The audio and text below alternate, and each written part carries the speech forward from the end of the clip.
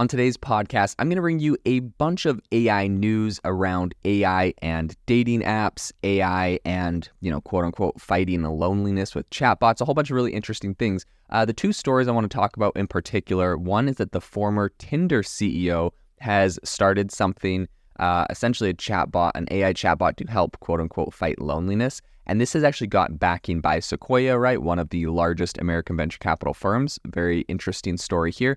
And in addition, the other thing I want to bring you is talking a little bit about how the Bumble CEO, who is Whitney Wolfe, shares a little bit about how AI is going to quote unquote supercharge love with digital matchmaking. So without further ado, let's dive into this very interesting podcast.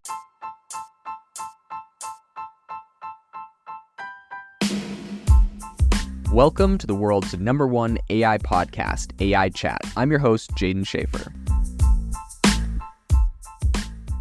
I need to ask you for a big favor. Believe it or not, we have around 92,000 people that listen to this podcast every month, which is absolutely amazing. But when you go to our Apple Podcast or Spotify pages, we only have around 110 reviews total. If you could do me a massive favor and give this podcast a review, I would be super, super grateful. Every time I contact an incredible founder or CEO in AI, they look at the podcast, they look at how many reviews I have, and that helps me to get better guests on the show. So if you could do a huge favor to myself and also yourself, go to the Apple Podcast or the Spotify page, wherever you listen to this, and give a review of the show. If you've noticed lately, I've been doing interviews with some really phenomenal CEOs. I have some more amazing ones coming up in the coming weeks with some CEOs that have raised hundreds of millions of dollars for their AI startups. I want to bring these to you and I want to get more of those. So please drop a review, go to your wife's account, go to your husband's account, go to your kid's account and leave a review. I don't care. Help us get more reviews, and I promise I will help bring some amazing AI entrepreneurs and guests onto the show. Have you ever wanted to start your own podcast? I record and publish podcasts on a platform called Spotify for Podcasters, and I absolutely love it. Essentially, you can upload from your phone or computer, and it distributes to every platform that plays podcasts. They support video podcasts, and you can make money on the platform with ads or even podcast subscriptions, something that has made my life so much easier as a podcaster. So if you're interested, I highly recommend you give it a try. You can download the Spotify for Podcast app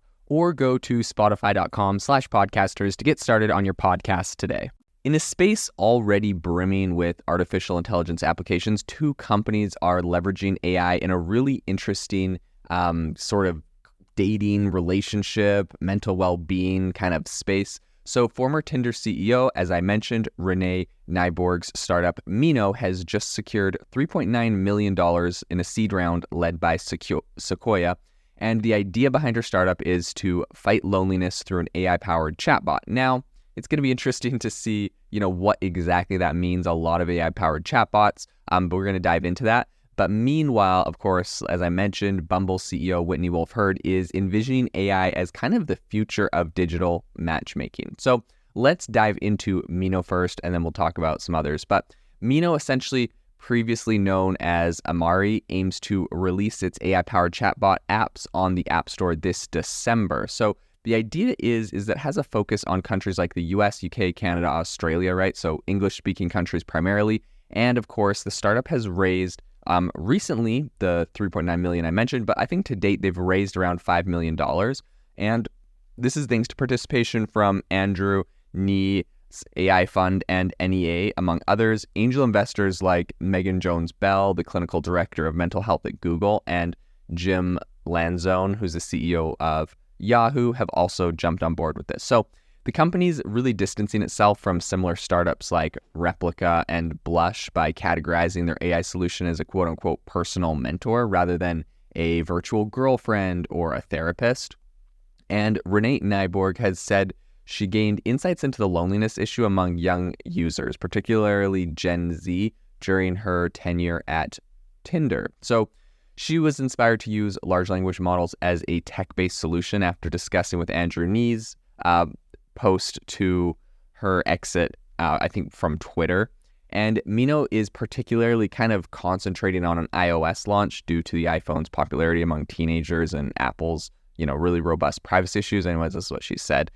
In my opinion, as someone who uses an Android, I I don't know. I always think it's funny. Also, I guess my insight into this, because I also have different, chatbots and things on iOS and Android.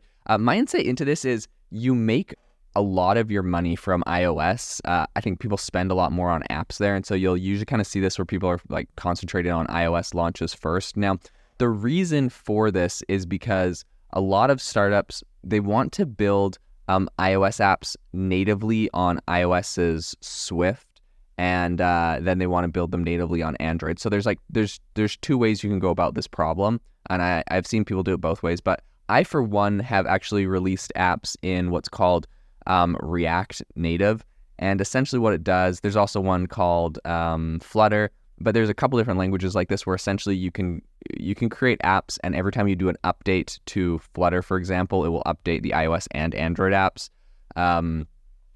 So that's the option I've went for. I've seen a lot of people that just do essentially they'll just do a native iOS app. The problem with doing just a native iOS app is then you have to essentially start from scratch when you build your Android app. And anytime you want to make an update to one or the other, you have to have a team working on them completely separate. So that's kind of the benefit of other tools like React Native or, Flutter and some other ones. So in any case, they're going to just do the iOS app because it's probably going to make them a little bit more money.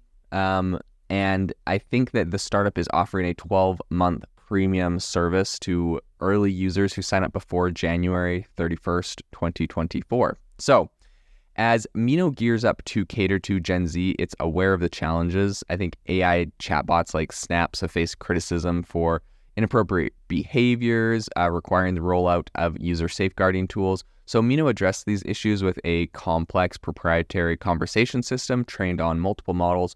Although details are not very clear on what exactly this means, Mino has said that there are additional guardrails for self-harm and suicide prevention. So looking over to a little bit more of the dating side, Bumble's AI-infused future is definitely what's got headlines this week. So Whitney, Wolfe, CEO of Bumble, also has some pretty big visions for AI in the dating space. She believes that the technology is going to improve online dating experiences, has been using AI-driven algorithms for matching users on Bumble for years. Right, this is something we hear a lot of the time. Like AI algorithms have been used in virtually everything online. So a lot of companies that have been doing this for a long time think it's funny when everyone's making a big deal about AI, and they've been doing it forever. But she specifically said, quote, I would really think about AI as a supercharger to love and relationships. She revealed that the company isn't looking to create AI-based virtual partners, right? They're not going to do the whole replica or whatever type app, but they're going to focus on customer pain points to reduce friction and stress in the dating process, apparently. So Wolfe is contemplating the development of a personal AI matchmaker for Bumble users. And this would involve a highly personalized process where the AI matchmaker would gather some comprehensive data about users' preferences and life goals to better match them with potential partners. This is not just about, swiping left or right. It's about using AI to essentially facilitate deeper connections. So, essentially we're bringing back arranged marriages in the modern day, but just with AI now. Both companies, I think, are kind of at the forefront of combining AI with human relationships, whether it's fighting loneliness or helping people find love. I think they are leveraging AI to address fundamental human needs. Wolfe sees a really interesting opportunity in the intersection of AI and human connection. I think the financial prospects are equally promising. Bumble's CEO didn't disclose any specific pricing details, but indicated that an AI-powered offering would definitely be a premium, following in the footsteps of Tinder's new $500 a month tier. So as both companies prepare to launch their next AI-infused initiatives, I think one thing is clear: AI is becoming increasingly entrenched in the fabric of our emotional and relationship lives, posing both unprecedented opportunities and also, of course, there's challenges. So with AI leading the way over time, I think, only time will tell how our pursuit of love and companionship is going to evolve in the digital age. Definitely a very interesting story, and kind of an area that we're definitely going to continue to cover. This episode is brought to you by Shopify. Forget the frustration of picking commerce platforms when you switch your business to Shopify, the global commerce platform that supercharges your selling wherever you sell. With Shopify, you'll harness the same intuitive features, trusted apps, and powerful analytics used by the world's leading brands. Sign up today for your $1 per month trial period at shopify.com/tech, all lowercase. That's shopify.com/tech.